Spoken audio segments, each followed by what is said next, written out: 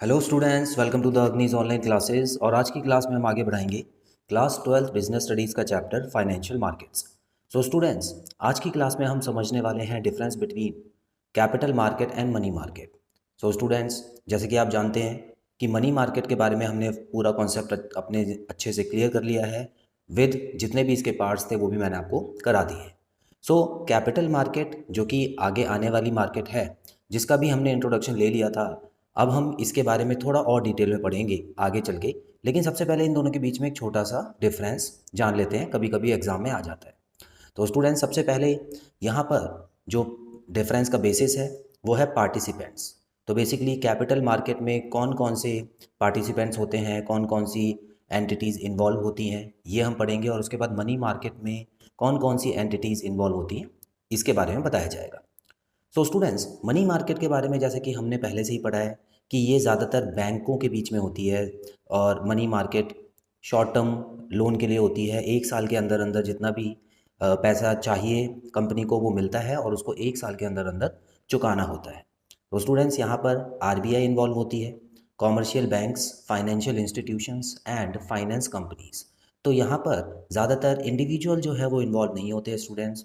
यहाँ पर जो बड़ी बड़ी बैंक्स हैं वो एक दूसरे को उधार देती हैं कुछ समय के लिए। आरबीआई उधार देती है कॉमर्शियल बैंक्स को, और कॉमर्शियल बैंक्स भी कभी कभी आरबीआई को अपना डिपॉजिट रखती हैं। उसके अलावा फाइनेंशियल इंस्टीट्यूशंस इसमें इन्वॉल्व होते हैं, जिनको थोड़े समय के लिए पैसा चाहिए होता है। अब इनकी अलग अलग नीड्स होती हैं स्टूडेंट्स, जिसके बारे में हम लोग बात कर चुके थे। तो फिलहाल पॉइंट को बस हम इतना ही रखेंगे जितना यहाँ पे लिखा हुआ है। बात करते हैं कैपिटल मार्केट की, जहाँ पे लिखा है फाइनेंशियल इंस्टीट्यूशंस तो होते ही हैं, उसके अलावा banks, corporate entities, foreign investors etcetera. तो आप देख पा रहे होंगे स्टूडेंट्स, कुछ चीज़ें जो यहाँ पर हैं वो यहाँ पर सेम हैं।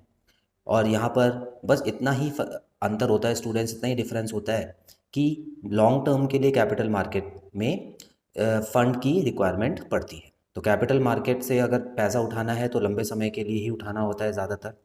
तो इसमें फाइनेंशियल इंस्टीट्यूशंस जिनको लंबे समय के लिए पैसा चाहिए तो कैपिटल मार्केट से उठा सकते हैं। ठीक है। उसी तरह यहाँ पर आप फॉरेन इन्वेस्टर्स का भी नाम देख सकते हैं। और उसके अलावा स्टूडेंट्स, कैपिटल मार्केट में इंडिविजुअल का पैसा भी लग सकता है, मतलब हमारा और आपका पैसा भी कैपिटल मार्केट में लग सकता है। तो नॉर्मली कैपिटल मार्केट के बारे में आपने सुना ही होगा, जिसको हम स्टॉक मार्केट भी बोलते हैं स्टूडेंट्स। वो सेकेंडरी मार्केट में आता है। प्राइमरी और सेकेंडरी मार्केट इसके बाद हम करेंगे, जिसमें हम अपने शेयर्स को ख़रीद और बेच सकते हैं। तो वही होता है कैपिटल मार्केट। उसमें आप जितना ज़्यादा पैसा लगाना चाहें लगा सकते हैं, जितना कम लगाना चाहें वो भी लगा सकते हैं। तो इसीलिए यहाँ पर ऑप्शन मिल जाता है लॉन्ग टर्म फंड्स का। आई होप ये चीज़ क्लियर है स्टूडेंट्स। चलिए अब हम इंस्ट्रूमेंट्स के बारे में देख लेते हैं यहाँ पर। तो पॉइंट नंबर 2 जो है स्टूडेंट्स, वहाँ पर आपको देखना है कि कौन कौन से इंस्ट्रूमेंट्स होते हैं। कहने का मतलब है इसमें कौन कौन सी चीज़ें यूज़ होती हैं। तो जैसे कि मैंने आपको बताया, कैपिटल मार्केट में equity shares, debentures, bonds, preference shares, तो जितने भी शेयर्स जैसी चीज़ें हैं वो यहाँ पर खरीदी और बेची जाती हैं, और यही इसके इंस्ट्रूमेंट्स होते हैं स्टूडेंट्स। अब इक्विटी शेयर्स और डिबेंचर्स, बॉन्ड्स, प्रेफरेंस शेयर्स में कुछ ना कुछ फ़र्क होता है, जिसके बारे में आने वाली क्लासेस में आपको बताया जाएगा जब इसके बारे में डिटेल बात होगी। बस आपको इतना समझना है, जितने भी शेयर्स होते हैं स्टूडेंट्स, वो कंपनी का हिस्सा होता है जो कि लोगों को बेच दिया जाता है। इक्विटी शेयर में दूसरे लोगों को बेचा जाता है। प्रेफरेंस शेयर्स में जो कंपनी के लोग होते हैं, कंपनी से जुड़े लोग होते हैं, जैसे उसके एम्प्लॉयज़ हो गए या उनके क्रेडिटर्स हो गए, तो इनको दिया जाता है। तो ये प्रेफरेंस में आ जाता है। ठीक है। और यहाँ तक कि जो डिबेंचर है ये बिल्कुल अलग होता है, ये उधार की तरह काम करता है। ये कंपनी का शेयर इसमें नहीं मिलता आपको। इसमें आपने कंपनी को उधार दिया है, एक साल के बाद वो उधार का पैसा आपको वापस मिल जाएगा, फिक्स्ड इंटरेस्ट के साथ मिलेगा। और वही इक्विटी शेयर्स में कोई इंटरेस्ट नहीं होता है। ठीक है। तो यहाँ पे इसके इंस्ट्रूमेंट्स ये हो गए। मनी मार्केट के इंस्ट्रूमेंट्स के बारे में हमने बहुत अच्छे से पढ़ा हुआ है स्टूडेंट्स, जहाँ पर आपने देखा था treasury bill, call money, commercial papers. तो इनके थ्रू कभी कभी गवर्नमेंट पैसा उठाती है। Call money bank to bank पैसा होता है, जब चाहे पैसा वापस मिल सकता है छोटे समय में, एक दिन में, 2 दिन में। तो जिस बैंक ने दूसरी बैंक को उधार दिया है तो वो उधार का पैसा वापस मिल सकता है किसी भी समय। तो ये इसके इंस्ट्रूमेंट्स थे, इसके बारे में हमने डिटेल में बात करनी है। थर्ड पॉइंट पे आएंगे स्टूडेंट्स, लिखा है इन्वेस्टमेंट आउटले। अब इसमें हम पढ़ने वाले हैं कि कितनी इन्वेस्टमेंट्स की ज़रूरत पड़ सकती है यहाँ पर। तो जैसे कि मैंने आपको बताया स्टूडेंट्स कि यहाँ पर कैपिटल मार्केट में आप जितना ज़्यादा पैसा लगा सके लगा सकते हैं, और प्लस जितना कम लगाना चाहें तो कम से कम भी लगा सकते हैं। फॉर एग्जाम्पल यहाँ लिखा हुआ है requires less investment as securities value is generally low, that is ₹10, ₹100 etcetera. तो आपको मैं बताना चाहूँगा कि जब आप शेयर मार्केट के बारे में जब जानकारी लेंगे स्टूडेंट्स, तो आप वहाँ देखेंगे कि जो सिक्योरिटीज़ होती हैं, मतलब जो शेयर्स और डिबेंचर्स होते हैं, वो बहुत कम पैसों के भी होते हैं। आपको ₹10 का किसी कंपनी का शेयर मिल जाएगा, आपको ₹100 का भी मिल जाएगा, 1000 का भी मिलता है। तो हर रेट के शेयर्स होते हैं स्टूडेंट्स, अलग अलग। वो कंपनी डिपेंड करती है कि उसको अगर ज़्यादा शेयर होल्डर्स चाहिए होते हैं तो इसका मतलब वो कम पैसा रखती है। इससे क्या होता है कि शेयर होल्डर्स ज़्यादा मिल जाते हैं इसको, क्योंकि सभी ₹10 तो खर्च कर ही सकते हैं। लेकिन अगर कंपनी का शेयर मान लेते हैं ₹50,000 का है, तो इसका मतलब है वो कंपनी चाहती है पैसा तो मिले लेकिन कम शेयर होल्डर्स रहें उसके, ठीक है, इतने ज़्यादा शेयर होल्डर्स ना हो, तो इस वजह से वो शेयर प्राइस को बढ़ा देती है। तो इसीलिए यहाँ पे बोला गया है कि अगर आम आदमी है, कॉमन मैन जो है हमारे और आपकी तरह, हम भी इसमें पैसा लगा सकते हैं, क्योंकि इसमें बहुत ज़्यादा इन्वेस्टमेंट की ज़रूरत नहीं है। लेकिन याद रहे, यहाँ पे आप और ज़्यादा पैसा भी लगा सकते हैं, लाखों में करोड़ों में भी लगाते हैं लोग, तो वो भी ऑप्शन अवेलेबल है। लेकिन मनी मार्केट में हमेशा बहुत ज़्यादा पैसा ही रिक्वायरमेंट होता है, ठीक है। आपको याद होगा गवर्नमेंट अब लोगों से पैसा लेगी तो जाहिर सी बात है ₹1000, ₹2000, ₹1,00,000, ₹2,00,000 ऐसे तो नहीं लेगी। गवर्नमेंट को करोड़ों की ज़रूरत होती है, क्योंकि उनको बड़े बड़े प्रोजेक्ट्स पूरे करने होते हैं। उसी तरह एक बैंक को अपना कैश रिजर्व रेशो अगर ठीक रखना है तो वो दूसरी बैंक से पैसे लेती है, आपको याद होगा। तो कुछ थोड़े से पैसे में इनकी बात नहीं बनती है, तो इसीलिए लिखा है it requires huge investment as they are quite expensive, ठीक है। तो यहाँ पे सिंपली आपको लिख देना है कि ज़्यादा इन्वेस्टमेंट की ज़रूरत होती है। यहाँ पर आप 50, ₹100, ₹1000, यहाँ तक कि ₹1,00,000 भी बहुत कम पड़ता है, इसमें ज़्यादा अमाउंट की ज़रूरत होती है। अब हम फोर्थ पॉइंट की तरफ बढ़ रहे हैं, जिसमें ड्यूरेशन के बारे में बात होगी स्टूडेंट्स। तो यहाँ पर जैसे कि हमको पता ही है, ड्यूरेशन मतलब कितने समय तक आपको उधार चाहिए होता है। तो ज़्यादातर जो कैपिटल मार्केट है स्टूडेंट्स, वहाँ पर देखा जाता है it deals with medium and long term securities. Short term के लिए बहुत ही कम यूज़ होता है। शॉर्ट टर्म मतलब हो गया 1 या 2 दिन। देखिए स्टूडेंट्स, कैपिटल मार्केट में आप जब पैसा लगाते हैं, जब शेयर्स खरीदते हैं, ठीक है, तो उसको आप एक दिन में भी बेच सकते हैं। ऐसा नहीं है कि एक दिन में नहीं बेच सकते, लेकिन ज़्यादातर जो लोग पैसा लगाते हैं वो कुछ समय तक उसको रखते हैं, तो इसीलिए इसको मीडियम और लॉन्ग टर्म सिक्योरिटीज़ बोला जाता है। लेकिन मनी मार्केट में बहुत ही छोटे समय के लिए पैसा, tenure of maximum tenure of 1 year, तो 1 साल से ज़्यादा के लिए इसमें पैसा नहीं रखा जाता है, देखिए, है ना। जिसने उधार लिया है उसको 1 साल के अंदर अंदर चुका देना होता है। लेकिन इसमें ऐसा नहीं है, इसमें आप 4 साल, 5 साल, कितने साल के लिए भी पैसा लगा सकते हैं, ठीक है। आपको मैं इतना बता दूं स्टूडेंट्स कि जो मैं मार्केट की बात कर रहा हूँ, कैपिटल मार्केट, उसके 2 हिस्से होते हैं, एक होता है प्राइमरी मार्केट और एक होता है सेकेंडरी मार्केट, ठीक है। प्राइमरी मार्केट में कंपनी जो होती है वो पहली बार अपने शेयर को इशू करती है, नए शेयर्स को इशू करती है। मान लेते हैं कोई नई कंपनी है जो लोगों से पैसा लेना चाहती है, मार्केट से पैसा लेना चाहती है, तो उसने कुछ शेयर इशू कर दिए, तो वो प्राइमरी मार्केट में आता है। कंपनी एक बार शेयर इशू कर दे स्टूडेंट्स, तो वो दोबारा शेयर अपने वापस नहीं खरीदती है जब तक बहुत बड़ी मजबूरी ना हो। तो लोगों को कहाँ से पैसा मिलेगा? अब मान लेते हैं कि हमने और आपने इनकी कंपनी से शेयर्स खरीद लिए जब ये इशू कर रही थी पहली बार, तो हमने तो कुछ पैसा लगा दिया, मान लेते हैं ₹50,000 हमने लगा दिया, लेकिन अब हमको ज़रूरत है उन ₹50,000 की, तो कहाँ से आएगा हमारे पास? तो स्टूडेंट्स याद रखिएगा, इसीलिए एक सेकेंडरी मार्केट बनी हुई है, इसको शेयर मार्केट बोलते हैं, ठीक है। तो यहाँ पर आपका जो शेयर है वो कोई और व्यक्ति लेने के लिए रेडी हो जाता है। अब हो सकता है कि आपका जो 50,000 का शेयर है उसकी वैल्यू उस समय कम चल रही हो, 45,000 की हो, या उसकी वैल्यू ज़्यादा भी हो सकती है, मान लेते हैं 60,000 की हो। तो जैसा भी उस समय चल रही होती है, तो वो सेकंड पर्सन पे डिपेंड करता है कि वो शेयर खरीदना चाहता है या नहीं। तो इसीलिए ये सेकेंडरी मार्केट बनाई गई। तो शेयर मार्केट को आप पूरा कैपिटल मार्केट से मत समझना, प्राइमरी और सेकेंडरी मार्केट से अलग अलग समझना।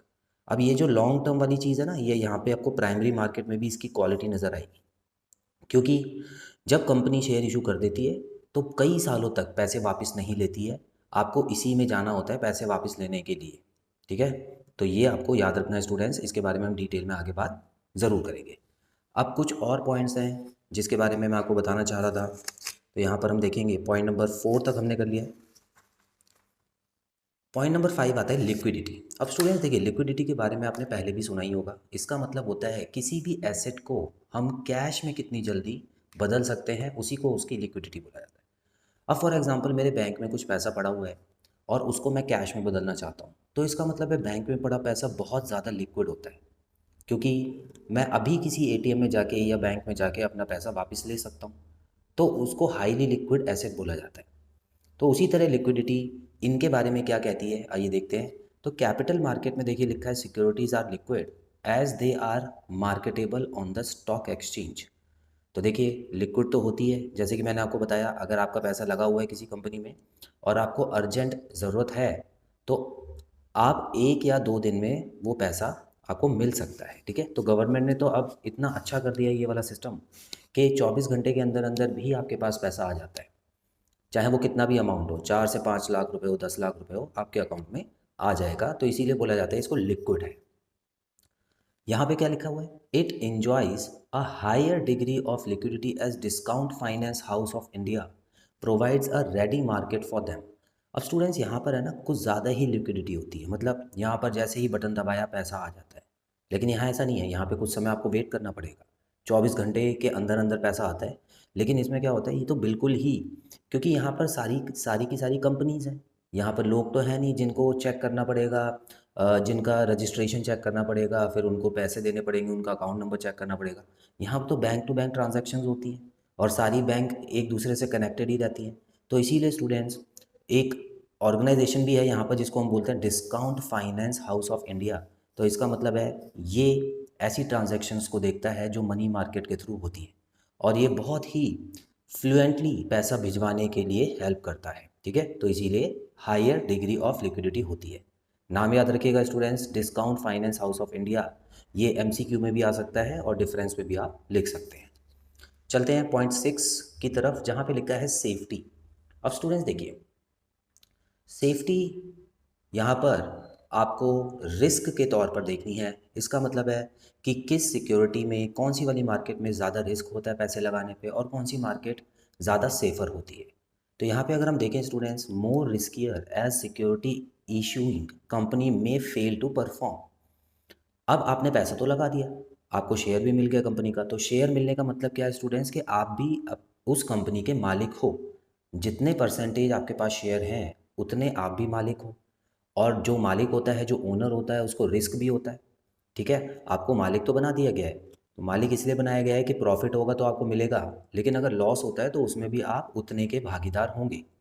तो इसीलिए इसको रिस्कियर बोला गया है स्टूडेंट्स।